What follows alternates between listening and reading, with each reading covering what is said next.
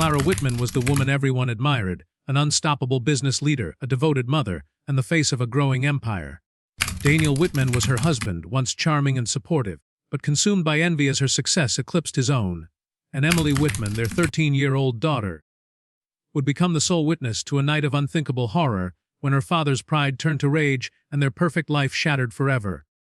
Clara Whitman had always been described as unstoppable. From a young age, she carried an ambition that set her apart. While her friends were still dreaming about what they wanted to become, Clara was already working two part-time jobs, saving every dollar she could to open her own store. By the time she turned 25, she had rented a small corner shop in the city, selling handmade clothing.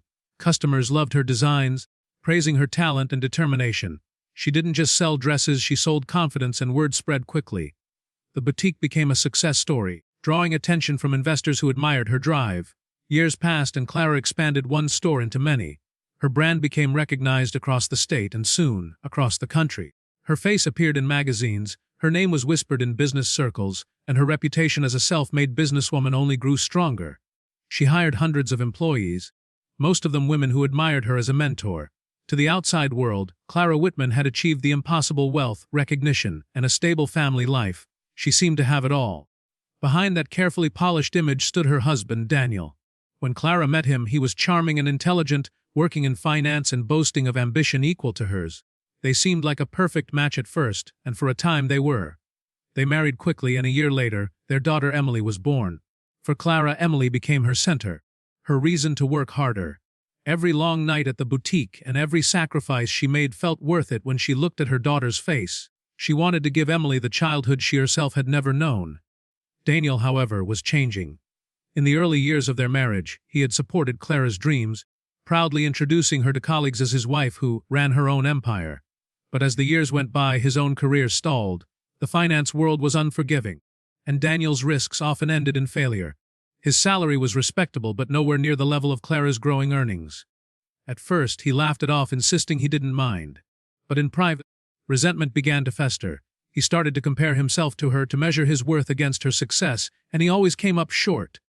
This quiet bitterness seeped into their daily lives. Clara tried to shield Emily from the tension, focusing on her business while pretending at home that everything was fine. But Daniel's sharp words, his sarcastic remarks, and his sudden silences could not be ignored forever. Clara noticed his drinking increased, the late nights at bars, the way he avoided eye contact during family dinners. She knew something was wrong but convinced herself she could fix it. After all, she had built an empire from nothing. Surely she could save her marriage. The pressure only grew when Clara announced her plans to expand internationally. Investors were already lining up, and her colleagues celebrated the bold move. She saw it as the natural next step, a way to secure her daughter's future. Daniel saw it differently. For him, it was proof that his wife was leaving him behind, turning into someone larger than life while he remained stuck in her shadow. Friends noticed his mood changing, though he kept up appearances. At parties, he smiled for the cameras, his arm wrapped around Clara, but his eyes betrayed the storm inside. Emily, though only 13, could sense the shift in the household. Children notice more than adults think they do. She saw her father's frustration, heard the arguments through her bedroom walls, and felt the icy silences at breakfast. Clara tried to reassure her, telling her everything was fine. But Emily wasn't convinced. There was a heaviness in the house that hadn't been there before. Clara's colleagues, too, picked up on her unease. She had confided in a few of them about Daniel's moods, admitting that things were not as perfect as they seemed. Still, Clara put on her polished smile in public, determined not to let her personal life interfere with her success. She told herself Daniel would come around, that he just needed time to adjust. But Daniel wasn't adjusting, he was stewing. The more Clara rose in prominence, the smaller he felt. Friends' casual jokes about being Mr. Whitman, rather than Daniel himself, pierced his pride like knives. Every article that celebrated Clara's brilliance reminded him of his own failures.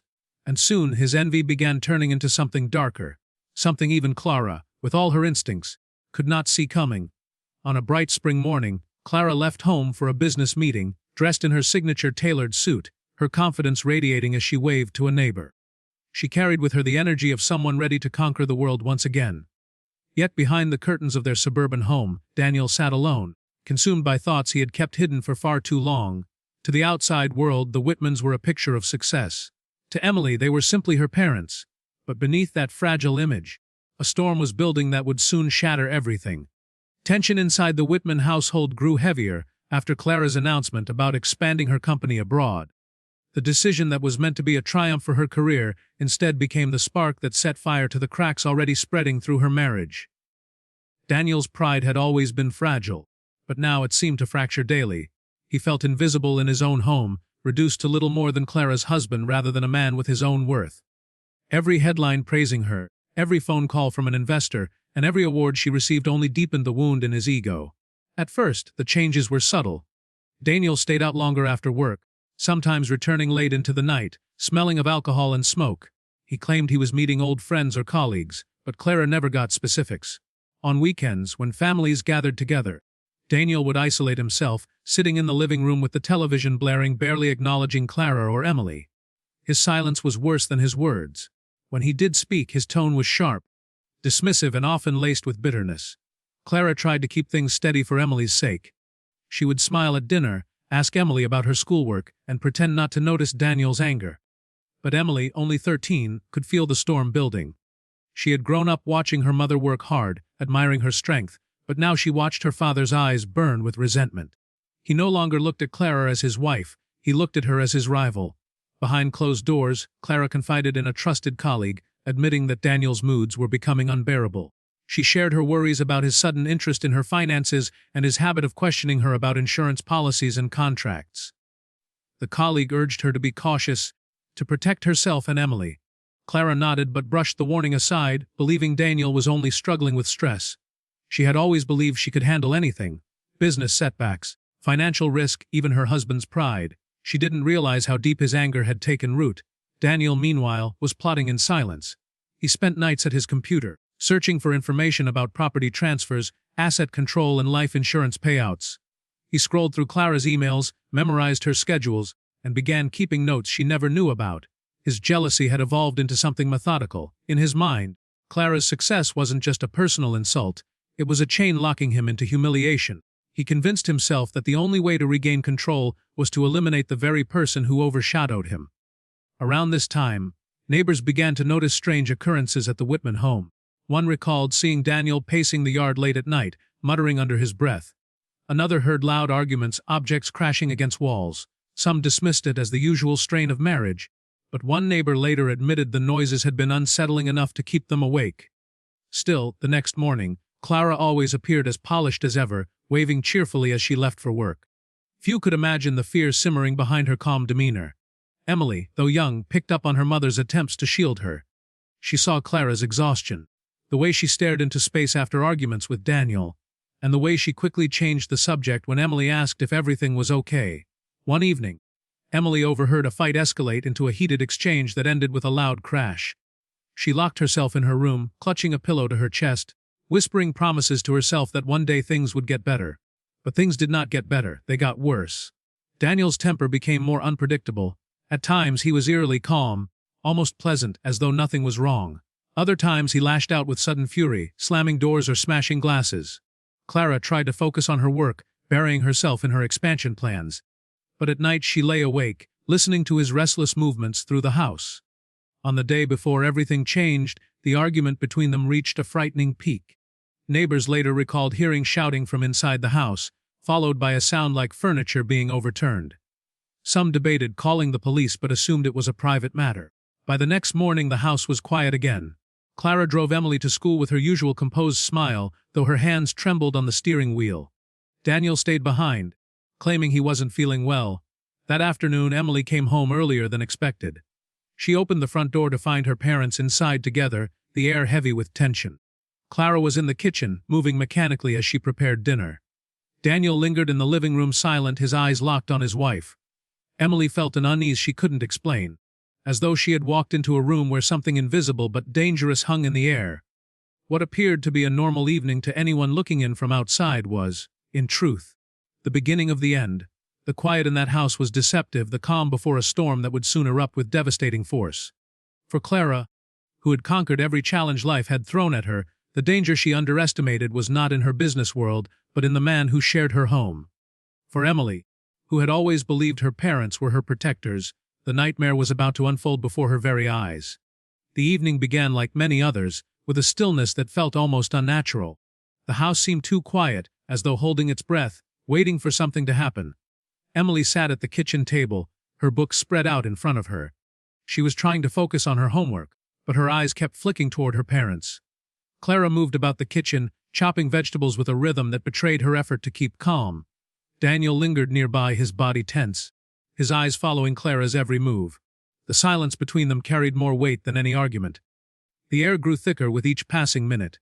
Emily felt it pressing against her chest, making it hard to breathe.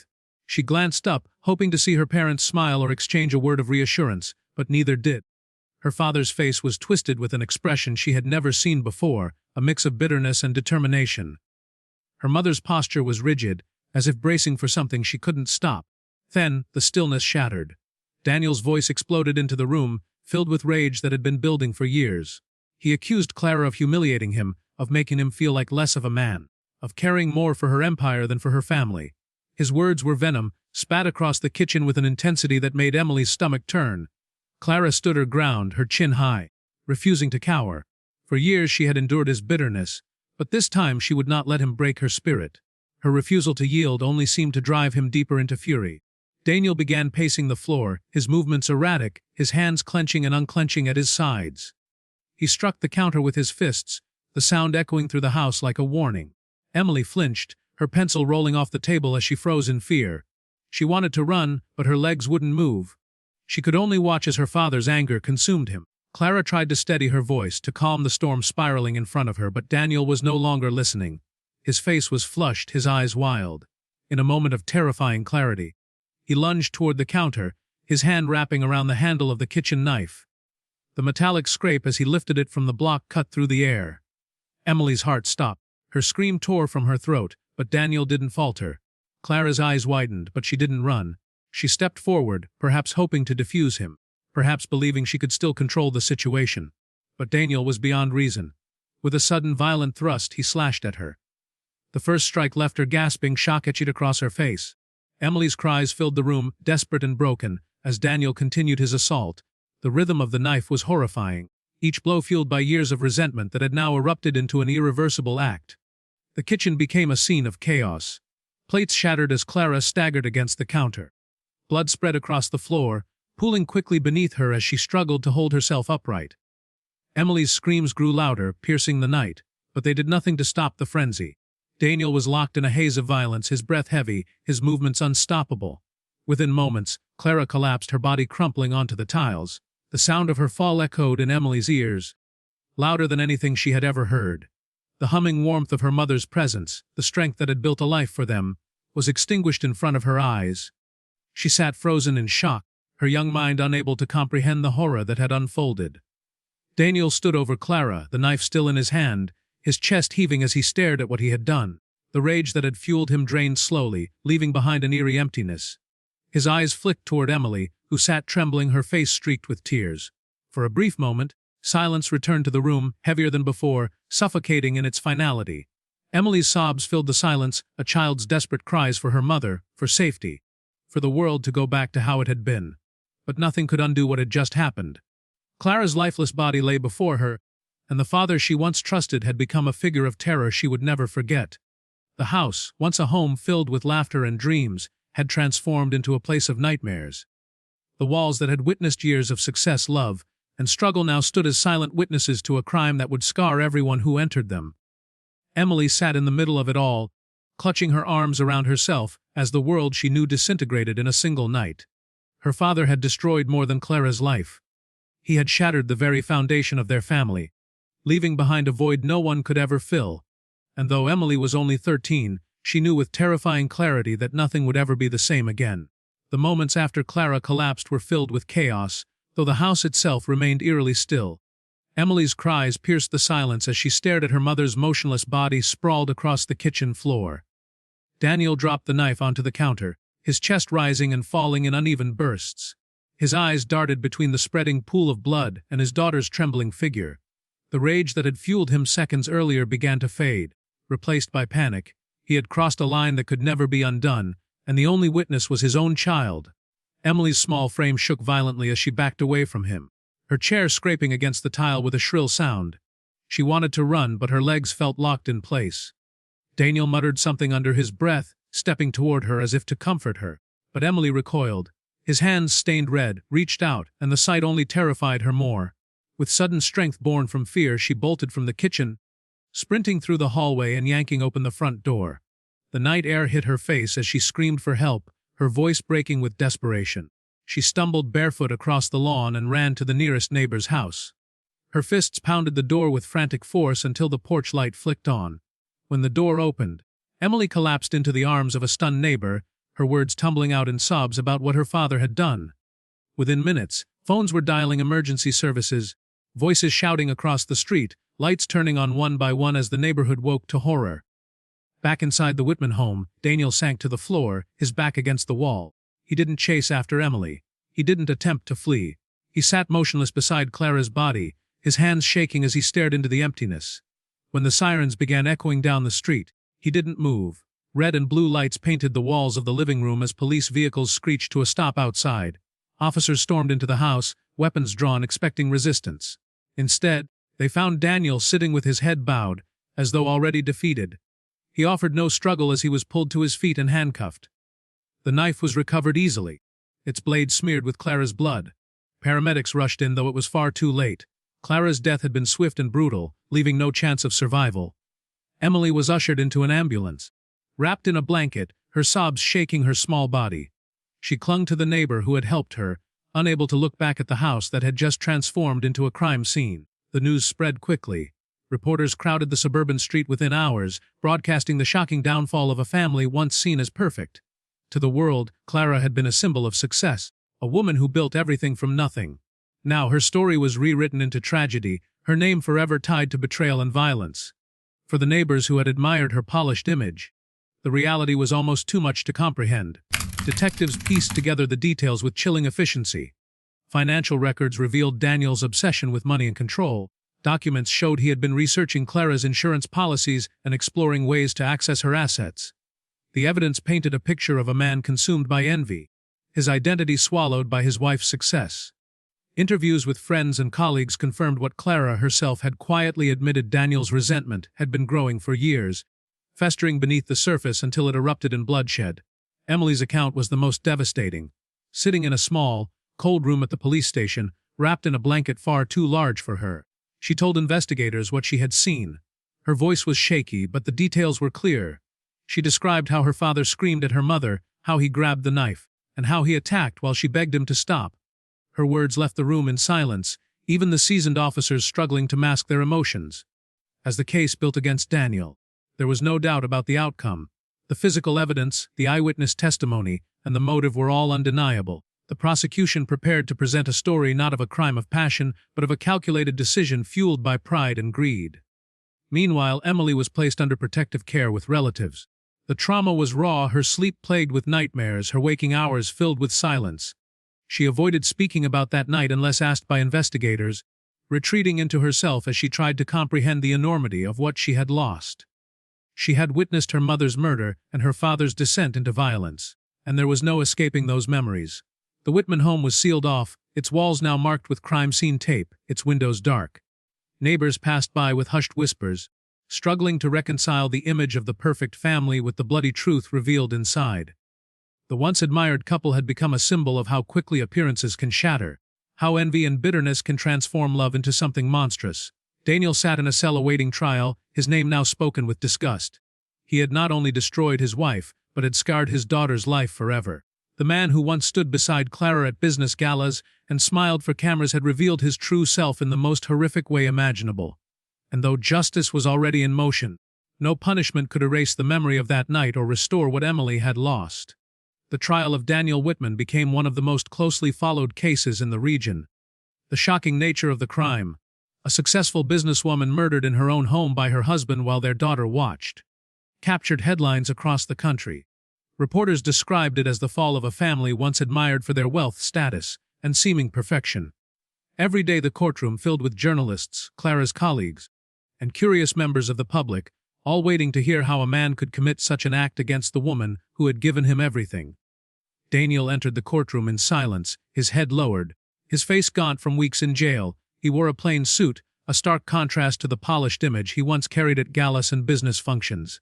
Behind him stood the shadow of his crime, one that even the most skilled defense team could not erase. The prosecution built its case methodically, presenting evidence that revealed not a sudden moment of madness, but a deliberate unraveling fueled by jealousy and greed. Financial documents were displayed, showing Daniel's interest in Clara's assets and life insurance. Search histories revealed his late-night research into inheritance laws. Witnesses recounted the couple's turbulent marriage, his cutting remarks, and her growing fear. But the most powerful testimony came from Emily. The courtroom fell silent when the young girl, barely able to look up from her hands, described in halting words what she had witnessed. Her small voice carried the weight of undeniable truth. She told of the shouting, the knife, and the way her mother tried to stand tall until she could no longer fight back. Each sentence drew tears from the jurors, and even hardened reporters struggled to hide their emotions. Emily's words left no room for doubt about what had happened in that kitchen. Daniel's defense team tried to argue that he was mentally unstable, driven by years of pressure and alcohol abuse. They painted him as a broken man who had lost control in a moment of weakness. But the evidence was too strong, and the image of Clara, a woman who built a business from nothing, a mother who worked tirelessly to provide for her daughter, overshadowed their arguments. The jury did not see a man broken by life's hardships. They saw a man who let his pride consume him until he destroyed the very person who had stood by him. After weeks of testimony and deliberation, the verdict was delivered guilty of first-degree murder.